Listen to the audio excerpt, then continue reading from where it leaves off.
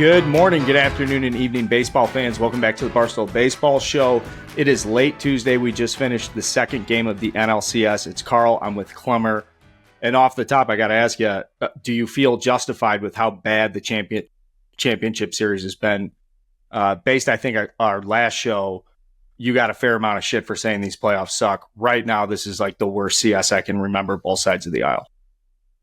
Yeah, I don't feel justified. I love baseball. I want good games. The one we just watched obviously was not. I will say the first two games of the Rangers Astros and the first game of this series weren't bad games. Like, for instance, I was doing the stream Monday night, and we had the football game on, Monday night game against the Chargers and Cowboys, which was a legitimately terrible athletic event. It was horrible to watch. And you had the baseball game. The baseball game was far better. Now, the football camp might say, well, yeah, no shit. It was week 7 or week 6 of the NFL schedule. This is an LCS game. You better be more entertaining. That's a fair point. But the facts are there. It was still a better game. Or at least the opinion is there. It's still a better game. So today was a disaster. These series are not going to last long, people. Rangers Astros can always, surprise you. And I say always, I don't mean because they have the name Astros in their shirt. I just mean they're a talented team. And I do think they have a really good chance in Game 3. I don't know what Scherzer is going to bring to the table. I have no idea. I'm like, for instance, I'm not going to bet on that game. I just have no idea what's going to happen. But, unfortunately, it's pretty clear. This Phillies Diamondbacks is a complete miss. It's just not it's kind of like Phillies Marlins. It's not fair. It's a mismatch. It's watching a high schooler play a junior high team. It's just not fair. It's varsity versus JV. Let's start there because that game just ended, and then we'll get into the ALCS. But for the NLCS, off the top, is the bank, was it always like this? Like in the 90s? In 2000s when they went to the World? I know. You know what I mean, the vet. But in the late 2000s when they went to the World Series, like, is this team different? It feels different. Or maybe they're just doing a better job of highlighting it. But every time they cut to the crowd, and I was there 2 times last year, and I thought it was special. I had talked about that. But this is where I'm coming back and saying, like, seeing it even now on TV, it just seems different this year. Oh, it's a fair point. The stadium's great. I went this year, spent a weekend in Philadelphia. I went to the Phillies-Mets series. The stadium is just amazing. I've been to the stadium before. I don't know if this speaks to it. I felt like I loved the stadium more seeing it this year than I did when I saw it about 10 years ago. So maybe there is something there. I don't know. I don't know what that is. I don't know. I went there. I thought it was just an unbelievable stadium. It's the best stadium. I haven't been to Atlanta. It's the best stadium I've been to of any NL East team ever. So I'm counting Shea. I'm counting City. I'm counting the Marlins Old Park, the Marlins New Park. I'm counting everything that I've been to, even the Expos. And this is the best stadium I've been to. The crowd's incredible. They're really on it. But I don't know how much of that even. I think people like to make too much of that because, like, Baltimore had a great stadium, has a great stadium. They had a great crowd, and they got their asses kicked. Like, at the end of the day, I think we like to, and I understand we're fans, we get excited. And I've been to World Series games with the Mets, and it was exciting. The crowd was awesome. I don't know how much of it really is. I think we like to make too much of it because it's like, oh, it's us. We're screaming. We're part of it. It's like, I don't know, man. Like, at the end of the day, like, the Phillies are just a better team. I don't think the crowd being loud makes a huge difference. I mean, I don't think it makes a difference to several players, but I think to some players it absolutely makes a difference where it makes them, man, I can't believe it's like this. Especially if you're going through it for the first time. Like, for the guys that are on the Diamondbacks that are just getting a taste of the playoffs and crowded atmospheres, like, take Corbin Carroll, for instance. Through the minor leagues, through high school, through whatever, even this season, like, nothing has ever compared to what he's seen now in Philadelphia. And in that series on that note, why aren't they running? Do you know why the Diamondbacks aren't being aggressive? I don't. I mean, to your first point, though, like, the Diamondbacks, they play the Dodgers in the playoffs. Like, it's not like that's a walk in the park. The Dodgers have a lot, I don't know. I always I don't know, man. I hear about playoff experience, and I know I keep pushing back on it. People don't like it, and that's fine. Everyone can have their opinion, but like look at what Evan Carter is doing, or look at what Jeremy Pena did last year. Like, I don't know if that shit matters, man. At the end of the day, it's like putting a ball on a bat. It's playing baseball. Like, the extra stuff is all like sometimes can be lazy narrative, like ESPN shit, which kind of annoys me. Is like, I feel sometimes like when Billy Bean's talking to the scouts in Moneyball, it's like, oh, he looks good in jeans. Like, who the fuck cares? Like, who cares how good looking his girlfriend is? Like, that shit doesn't matter to me. Well, I'll say that because so much of the data is how do you find parity or how do you find differences in the data? Like when it comes down to sometimes you do have to make a subjective decision because in comparison A and B, it's fundamentally equal, or you're okay, these guys both hit for power. They're both good in certain respects. So then you get to a certain point where you do have to go into the subjective because things are so close. I think there's stuff within there, within some of the, honestly, just numbers. Because then, I know Hubs always likes to think that I'm this like just walking a robot sometimes with baseball. I don't think that's true. I don't know. I think there's like stuff to look at. Like, yes, they're both power hitters, but maybe one hits righties better than lefties, or maybe one hits better in Arizona than he does in wherever on the road. I don't know. I just think there's so much data we can parse through that as opposed to trying to guess what's their psyche is. Now, if it's like a Ricky and Keel and you see a guy just mentally like unravel in front of you, yeah, all right, there's definitely something there. This isn't like, you can't crunch numbers to figure that out. He needed to see like a psychiatrist kind of thing. This guy's unraveling. I don't know if we're seeing that this postseason too much. I just think we're seeing just teams just getting their asses kicked because they're not as good. Like, this is just a mismatch. Like, I think it's as simple as that. I mean, I know like the crowd in Philadelphia, I'm sure it helps. Like, I'm sure that shit doesn't hurt. But I think at the end of the day, like, they could have been playing this series in Montreal and the Phillies still going to sweep. Phillies are a better team. Yeah. Objectively. Yeah, like, and it does ask questions, though. How are the Diamondbacks able to just cruise into this position? Are the playoffs flawed? They had the article out, I think it was a Ken Rosenthal, talking about whether or not the playoffs are flawed. I think a good response is like, just build a good playoff team. Like, there's a reason the Astros go to 7 straight CSs. They've got dominant starting pitching. They've got quality defense. Like, they don't strike out a ton. Their philosophy is rooted like way before those players show up to spring training. The front office designs a team to be that way. And they are the cream of the crop. And then if you look at the National League, like the Phillies these last 2 seasons, we talked about it. You should get more credit for this because you were saying this back in June when the Phillies were slow. Maybe it was May, playing very uninspiring baseball. Like, it doesn't matter, though, because when you get into a playoff series, like, this is still an impossible roster to beat. It's a very tough lineup to pitch to. Do you think these playoffs, based through 2 years with like 12 teams total, do you think it's flawed? The results are flawed? Or would you be more inclined to go to 7 games in the DS? Or how would you fix the perception? Or is it just this year sucks? Is there nothing to fix? I wrote a blog about it. I think this playoff system is incredibly flawed. It's the worst playoff system I've seen in my lifetime. I had kind of 3 options to fix in my blog. 2 of them aren't realistic. One of them is just going back to the old way. The old way being what we had. We had the 1-game playoff, and we had it from there. I think that's a better system because then the good teams aren't getting such a big layoff. Like, there's obviously something to it. Like, giving a good team 5 days off doesn't, team that, in my opinion, it's like this. The teams that have the best record in the regular season really deserve as much of an edge as possible. Like, significant edge. The season's so long, it has to count for something. Or else, why watch these 162? It's like, all right, it's starting to like make me, I love baseball. I'm going to watch no matter what. But this kind of make me second guess, like all the shows we do, the power rankings and everything else. It's like, all right, if we're going to kind of watch all this, people are going to listen to us talk about all this. Fans pay good money to go to all those games, season tickets, yada, yada, yada. And it's like, all right, well, at the end of the day, though, the team that, won 85 games is more of an edge than the team that won 98 because they're not getting a week off. That's a problem.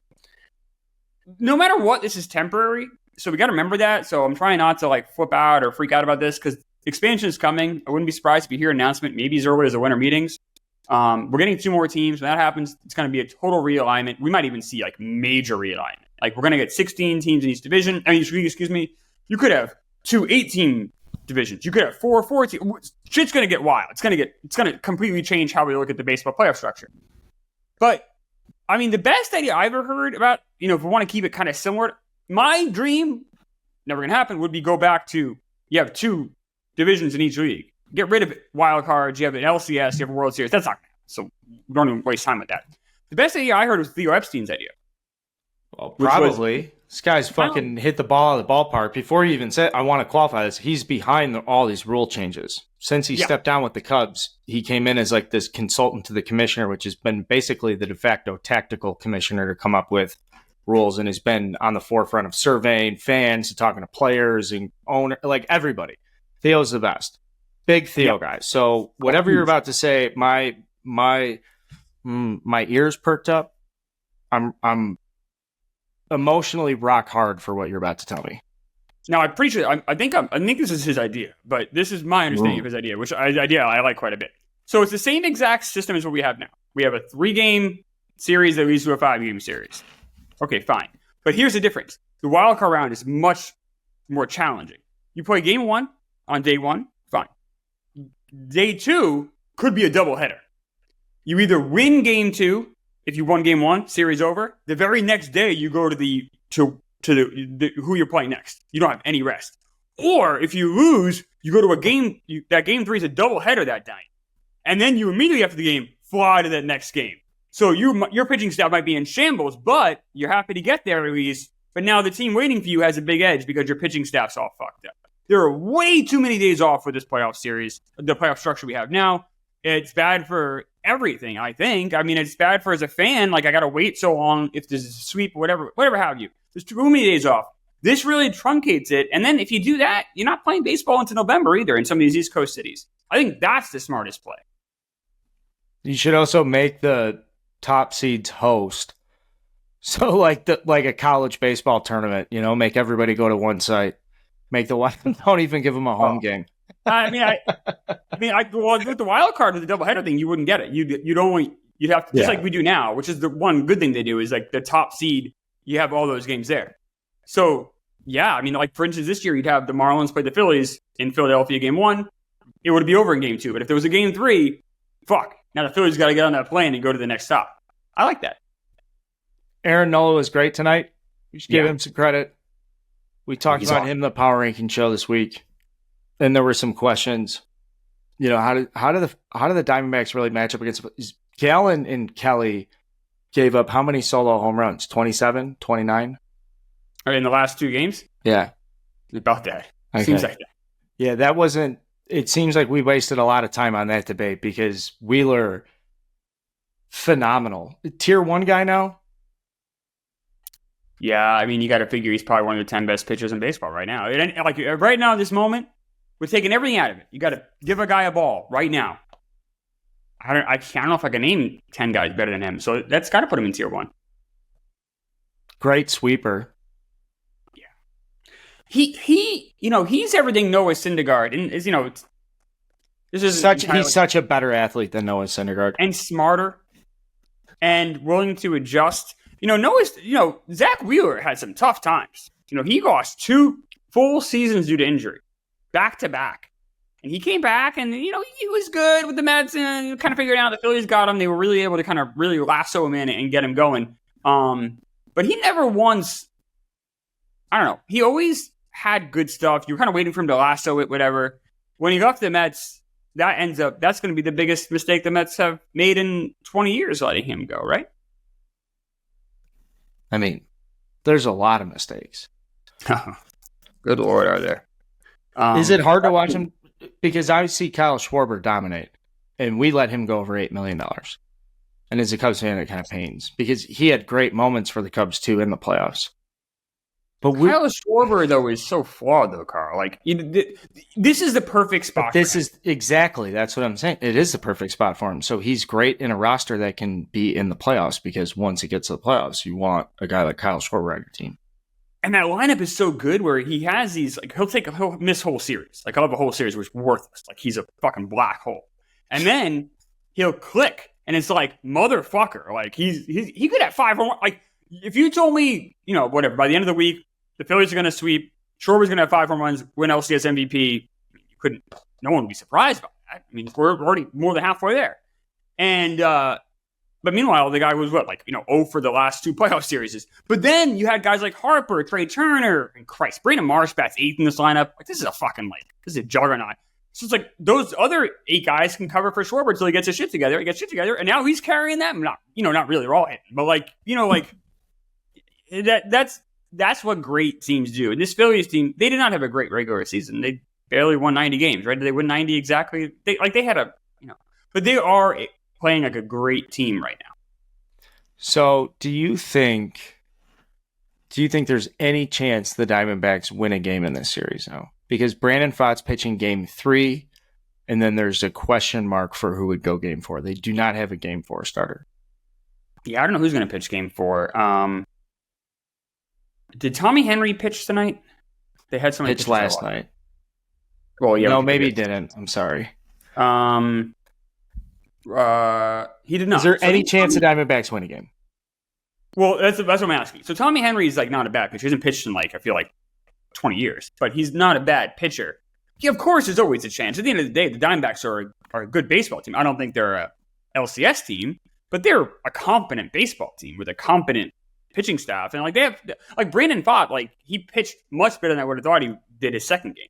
So who's to say he won't go out and throw 5 shutout innings? And yeah, of course there's a shot.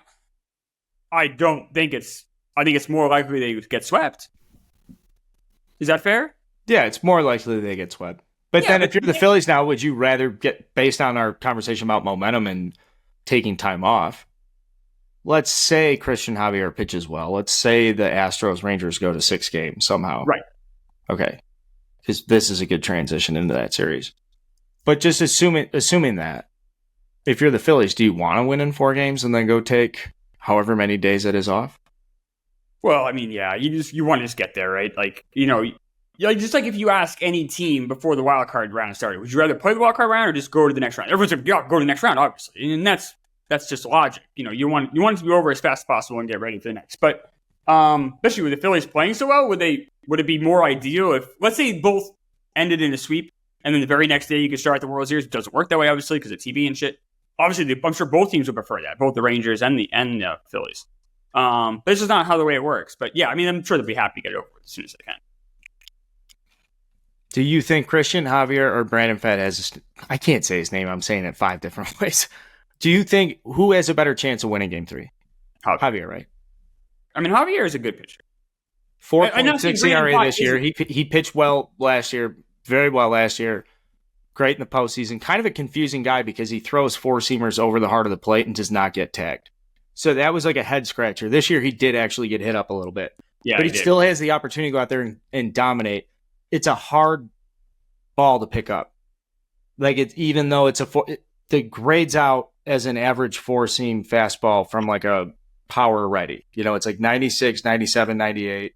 Now I say average for power ready. No, I know. It's a whole different ballgame than it was 20 years ago or even 10 years ago. But he's got good, I don't want to say glove side stuff. So cutter, slider, good breaking stuff, but everything's kind of hard. Everything's on the same. It's almost like a reliever stuff. He's like a shutdown reliever from the early 2000s that actually starts. And this year he has been tough, but as he goes to the mound for Game 3 of the ALCS, I'd feel good. He still has shutdown stuff. I think he can put together a good start, especially because this Rangers lineup has been so aggressive. So take the cerebral stuff out of it and just go right at these dudes with your absolute nastiest stuff. We don't need, unless you're going to go out there with a plus changeup and you can really move guys back and forth in the box. Just go out there with your literal absolute best nastiest shit. And because they're gonna barrel it up. They're gonna hit the ball between 10 and 30 fucking degrees. They're gonna hit it over 90 miles an hour. There you go for your little stack ass guys. But that's why I do feel a little good about Javier. What's your takeaway coming off of his bad season, but he was okay so far, right? I mean, he's been great in the postseason. His season wasn't bad. It wasn't what it was last year. He's definitely a disappointment. I guess it's one way to phrase it. But this is why the Astros have been to so many LCSs in a row. Because you have a guy like Christian Javier pitching Game 3. Where, that's the difference between the Diamondbacks having to pitch Brandon Pfaadt, who had an ERA of 5.7 in Game 3. And then, not having a starter for Game 4. I don't know what we're going to do. That's the difference between the Phillies having 6 starters. They have Michael Lorenzen. They're just going to use him to, He's cleaning the locker room. He's helping the guys throw towels into the laundry. And this guy threw a no-hitter this year. Like, that's how deep they are. Where, like, if he was on the Diamondbacks, he'd easily be their number 3 starter. This is the difference between, a team that me and you root for and the Astros. The Astros have, like, a Christian Javier, who's a very good pitcher, pitching Game 3 of the LCS. I think there's a very good chance he goes out there and pitches really well against the Rangers in Game 3. Like, that series, I don't think is over. It's pretty close. It's on life support. Up 2-0. Going home, you don't typically lose those series. But I think that the Astros do have a little bit more life to me than the... I was hoping this Astros-Rangers series is going to be a little better. There's still a chance because of this matchup. Yeah. Scherzer hasn't thrown in God knows how long. And however his rehab process is gone, I don't think you can ever get a straight answer from him about how he's feeling, especially if the team's like in the playoffs chasing, they need starting pitching help. His arm could be falling off, and he's like, "Yeah, I got 6 innings in me." I don't think he knows how he's feeling. This is the first time having this injury. He's kind of rushed back. Honestly, if you see him pitching the 4th inning tomorrow or tonight when people get this, I'll be shocked. Right? I mean, and he might even be a really clean. Like, he might be like 3 innings, 1 hit, or 2 hits, 1 run, and they might just pull him just because he might be out of gas. He's also like 38 years old. Like, I respect the effort, and maybe it's just a tune-up for the World Series. I don't know.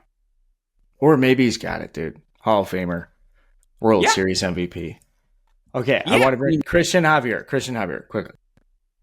Last year, slug against in 30 starts, 305. Wow. This year, slug against in 31, 424. Yeah. Ugh.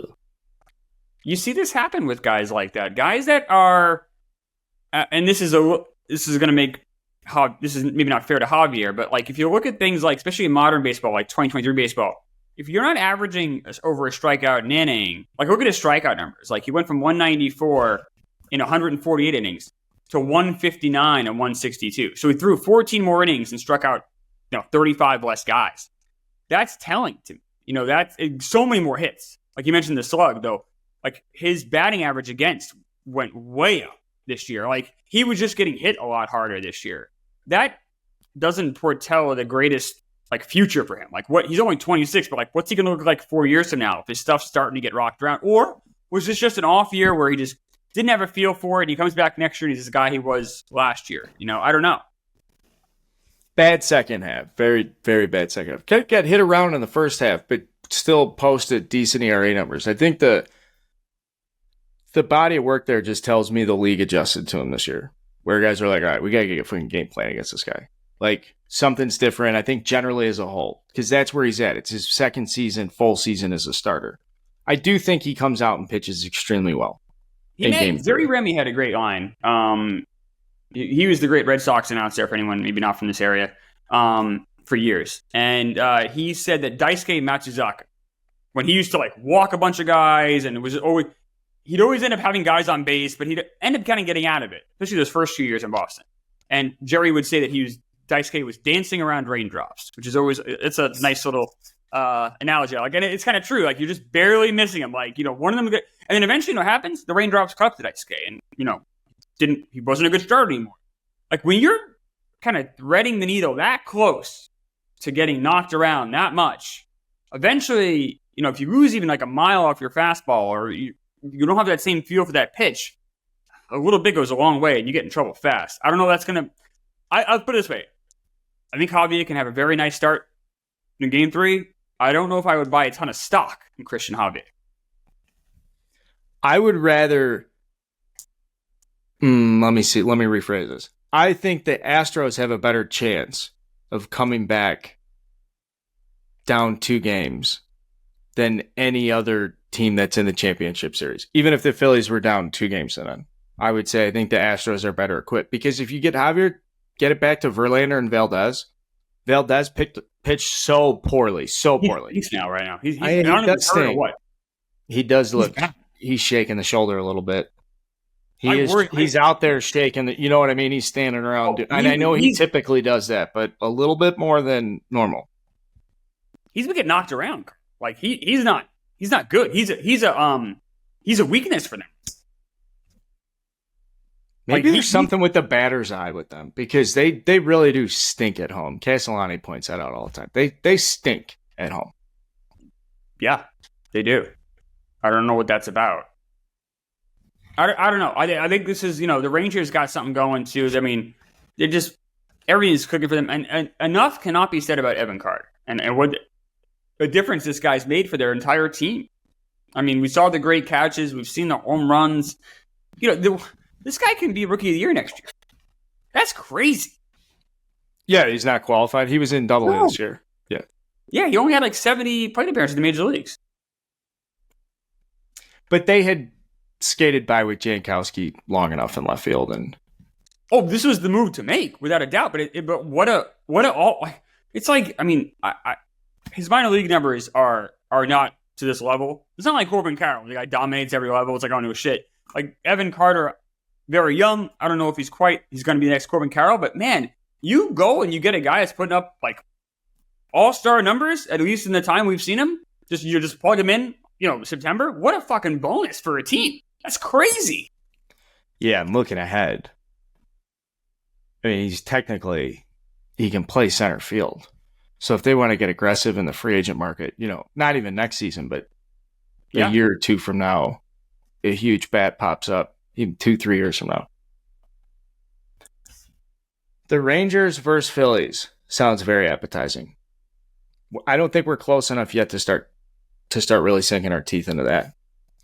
But I think we are close enough, but we have plenty of time to do that later. Okay. I think these both going to end pretty quick. I hope. Predictions for the ALCS updated. I'll say this: it's definitely over. We will not see a seventh game. I'm confident because that means Valdez have to pitch again. I think there's a very good chance this and this isn't rocket science or breaking news. I think there's a very good chance this ends in Texas. I'm not ready to declare it a sweep just yet because I just don't know about Scherzer yet. I just don't know what he's capable. I don't know how they're going to use Heaney. I don't know what they're going to do with Dunning exactly. I don't know how John Gray is going to look in Game 4 either. That's the other thing too. We haven't seen him in a while. So this Rangers rotation is a little weird, kind of goofy these next couple of games here. So I don't know what they're going to do yet. Boji's very smart. No one's better using a pitching staff in October than he does. So I'm curious to see what he can do with this team. These next two games we're in some wacky territory. If it is Phillies Rangers, home field advantages to the Rangers. So this could have been the last game at Citizens Bank until Game 3 of the World Series. Yeah. I said it on the show, obviously, so I'm going to stick with that, but I'm very confident this is the Phillies. Okay. Well, we'll be back later in the week to update this. It has been extremely disappointing. So as I sign off, my sentiment is, please, someone be competitive. I would kill... no, I won't. I don't need the algorithm picking that up, but I would do bad things. Maybe not. Probably just regular, normal things. I would do normal things for one of these teams to win the next two games. Either the Diamondbacks or the Astros. Just make it interesting. Like, give me a moment. At least just give me a moment where one of these teams shows signs of life to get to the World Series.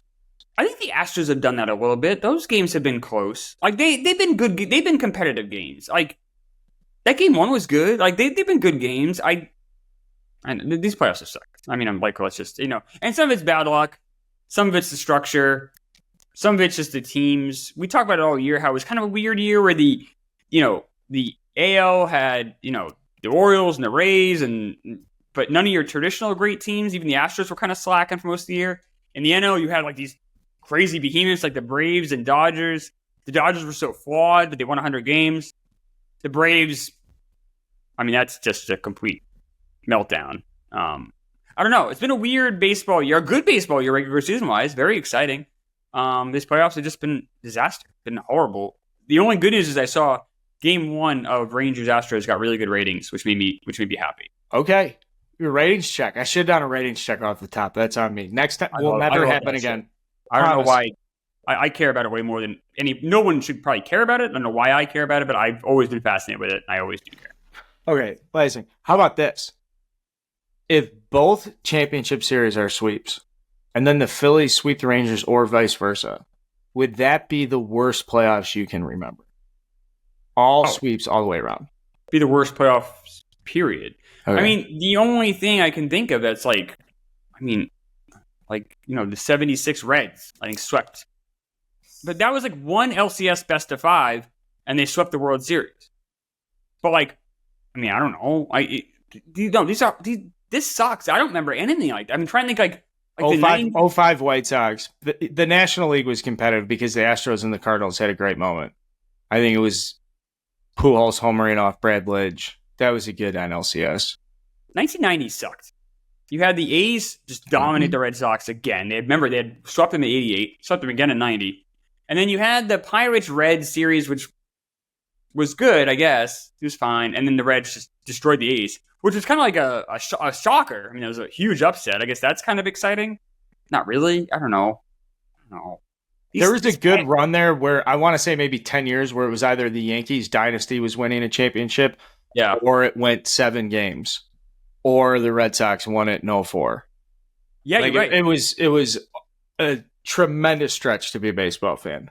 I would like to get, how about if we get sweeps in the championship series this year, then I think the baseball gods who you don't believe in, I'll make a small sacrifice to. I'll go take 10 dry hacks naked outside right now. Make a small sacrifice to the baseball gods. Work on my swing for a 7-game series, World Series. I think back to 1996, and you had the Yankees Braves. You gonna be naked out there swinging? Look at you. Yeah, and then I go barefoot in the gravel. Yeah, give the neighbors a little show. Don't even use a bat. Use your cock. See what the neighbors say. Nice. 96, you have the Yankees and Braves in the World Series. The Braves won the first 2. And you got to remember 1996. Yankees hadn't won a World Series since 1978. So everyone was like, oh, the Braves, who had just won the year before, the Braves are going to dominate this. Who the fuck are the Yankees? They have a rookie at shortstop. What are we doing here? And what happened, obviously, was Jim Lehrer took Mark Wohlers deep late in Game 3 in Atlanta. And the Braves won the Yankees won the rest of those games, and they won the World Series. They backdoor swept them. So anything can happen. It is baseball. It's a wacky game, Susan. But I don't know. I don't like the way this looks right now. I said that, I'm not ready to put the nail in the coffin of the Astros yet. But the Diamondbacks, see you next year, guys. Last question. Who's Susan? Susan Waldman. That's John Sterling would tell her if something crazy happens. That's baseball, Susan. And this is Barstool Baseball. Post game, late night, championship series. A little dead. Ugh. But yeah, I mean, it is what it is. It is what it is. I mean, I'm not going to pretend it's been awesome. It's been so much fun watching a 10-0 game. It's disappointing. I had manager notes. I want to go through manager notes. I want a game worthy of me to come in here with you and go through manager notes. Meaning, after a baseball game, not all managers, many, several, particularly college ranks, minor leaguers, where development is on the forefront, they'll have the list. All right, everybody take a knee. And they'll go through, top 1.